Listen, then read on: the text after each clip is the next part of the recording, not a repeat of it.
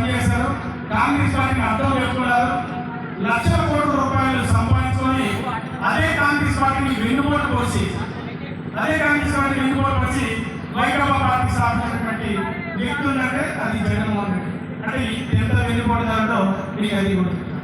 అసలు ఈ వైసీపీ పార్టీని శివశంకర్ అన్న వ్యక్తి స్థాపిస్తే అతనే వెన్నుపోటు పోసి అసలు ఈ వైసీపీ పార్టీని అంతా లాక్కున్నాడు. ఈ రోజు మీకు అది కూడా తెలియాలి. అసలు ఈ జగన్మోహన్ రెడ్డి ఎత్తుకొని ఆడించినటువంటి వివేకానంద రెడ్డి గారిని మరి హత్య చేయబడితే ఆ దిరాజాన్ని కాపాడడంలో ప్రముఖ పాత్ర వహించి అటు కుటుంబాన్ని కూడా వెన్నుపోటు వచ్చిన వ్యక్తి అంటే అది జగన్మోహన్ రెడ్డి. పెంచినటువంటి ఏదైతే అతన్ని పెంచుకొని పోయించాడో అతను కూడా వెన్నుపోటు వచ్చింది.